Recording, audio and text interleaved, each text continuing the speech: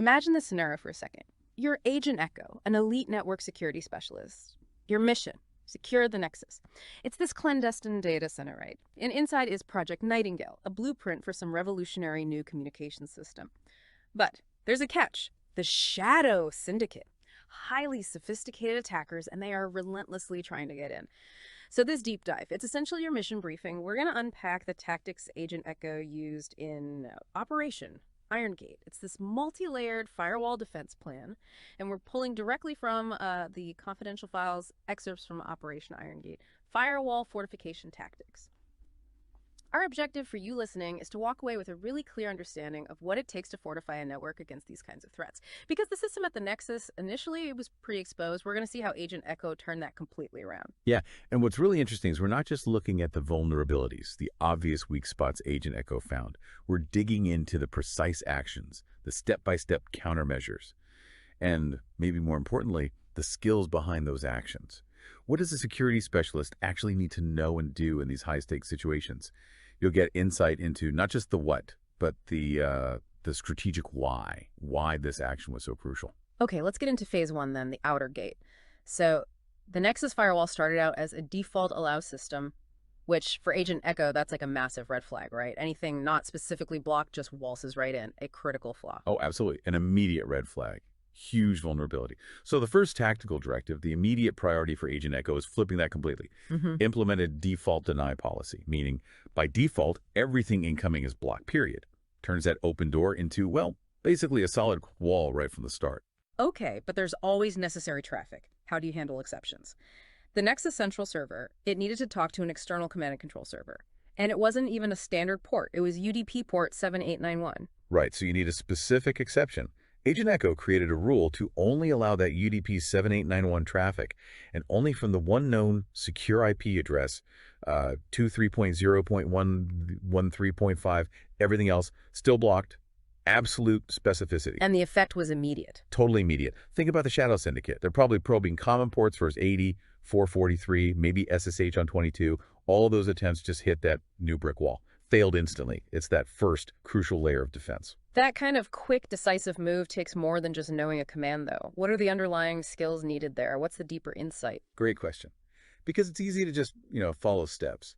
But the real skill lies deeper. First, solid network fundamentals. We're calling it know your ports. And it's not just knowing TCP versus UDP. It's understanding the implications.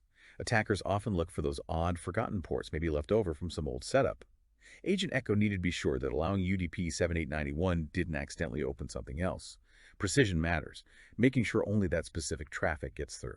Okay, so knowing the protocols and ports inside out. What else? Second, firewall configuration language, or maybe better put, command line proficiency. Writing rules directly in the CLI gives you that absolute precision. You're specifying the protocol, DAPE UDP, the source IP, NIDA says 203.113.5, the destination port, D port 781. There's just no ambiguity. GUIs can sometimes hide details, but the CLI forces you to be exact. Makes sense. Get it exactly right. And third, and this is maybe the most critical, is logical thinking and problem solving. We call it the why behind the rule. It's not just about allowing the needed traffic. It's about constantly asking, is this connection absolutely necessary? What's the minimum access required? Because every allow rule fundamentally increases your attack surface just a little bit.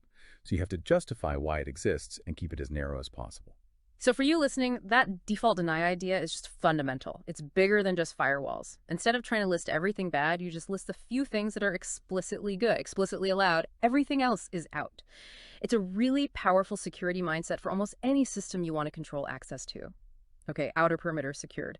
But Agent Echo wasn't done. There was the inside of the Nexus to deal with. Phase 2, internal segmentation, the vault tactic. Because even with that strong outer gate, the internal network was, well, flat. Everything was on the same network segment. Research terminals, maintenance logs, and the super sensitive Project Nightingale server all mixed together. Yeah, that's a classic dangerous setup.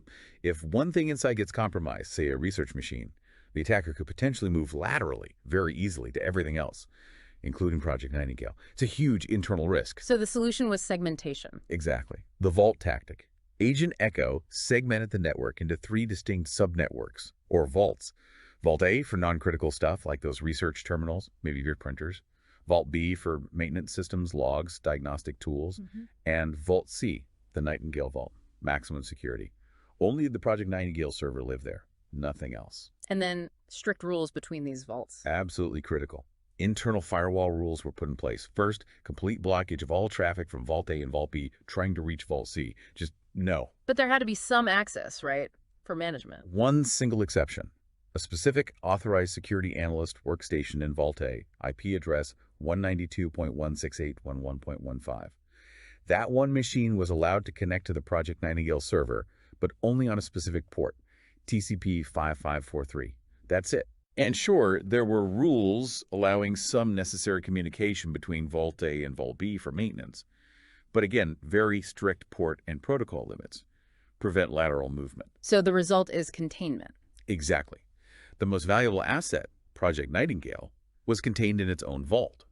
A breach in Vault A, maybe someone clicking a bad link on a research terminal. It doesn't automatically give the attacker keys to the kingdom anymore. They can't just hop over to Vault C.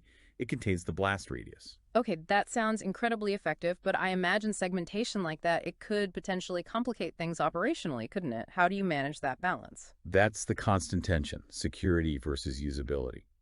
It definitely requires specific skills to get right. First, network topography and subnetting. Let's call it map the terrain. You have to deeply understand the network layout before you segment. Map out all the devices, identify what's critical, what's not, understand the dependencies, who needs to talk to whom, and why. You need that clear picture first. So you know what you're carving up. Precisely. Then you need mastery of access control lists, or ACLs. We call this surgical precision. ACLs define the rules between segments. The skill here is making them incredibly specific, not just blocking a whole subnet, but blocking everything except that one needed IP on that one needed port. That granularity is what protects the Nightingale Vault.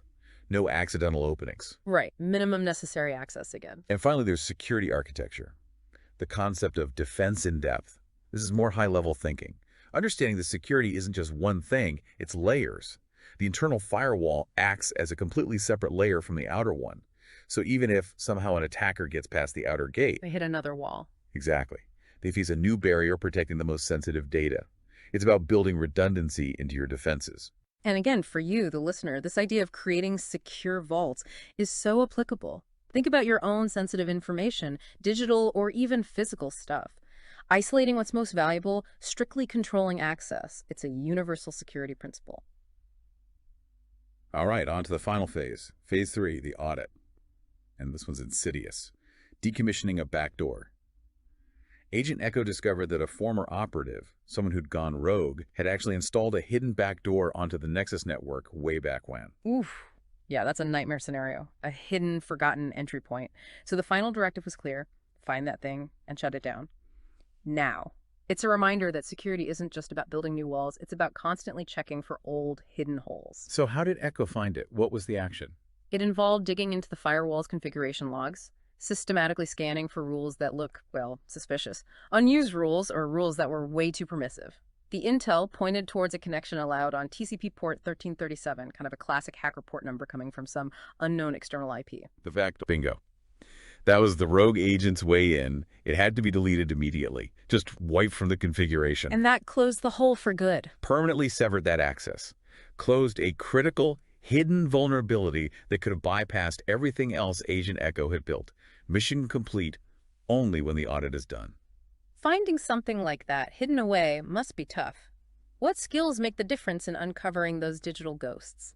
It really takes a detective's mindset. First, vulnerability assessment, or think like the enemy. You have to anticipate how an attacker might try to get in, or what mistakes might have been made in the past. Actively looking for those overly broad rules, things like any or all, which are often red flags. Looking for laziness or malice, basically? Pretty much. Second skill, log analysis. We call it read the signs. Firewalls produce tons of logs. The skill is sifting through them effectively, looking for weird patterns, connections to strange places, or rules that are active when they shouldn't be. Cross-referencing logs with known threats, like maybe chatter about port 1337, helps pinpoint those anomalies. It's finding that needle in the digital haystack. Okay, find the problem. Then what? Then comes system hardening, or the cleanup. Finding it isn't enough. The skill is fixing it correctly, cleanly deleting the bad rule, making sure it's gone, and then, this is important, verifying that the port is actually closed now. You have to check that the change worked and the vulnerability is truly gone. No loose ends. And for you listening, this just hammers home that security is never done. It needs ongoing vigilance, regular auditing. Whether it's your company network or even just checking privacy settings on your apps, those regular checks stop small, hidden issues from becoming big disasters. So there we have it. We've navigated Operation Iron Gate, Agent Echo's mission, and hopefully now for you, it's much clearer. The power of default deny, the strategy behind network segmentation, the absolute need for auditing, these are the real pillars of effective firewall tactics. Absolutely. Understanding these skills and tactics means you're not just using a firewall, you're strategically fortifying your network. You're building resilience against even sophisticated threats. It's about moving from just reacting to proactively defending your critical assets. So what does this all mean for you? Hopefully it gives you a deeper appreciation for just how complex and layered digital security really is, and the kind of thinking that goes into building robust defenses. It's not just about blocking things. It's about enabling the right things very deliberately and staying constantly watchful. And we talked about how crucial understanding network topography, like mapping the terrain, is for digital security. Kind of makes you wonder, in what other parts of your life, totally outside the digital world, could that same approach, really mapping the terrain, understanding the weak spots, and building in layers of defense, help you protect what's most valuable to you? Something to mull over.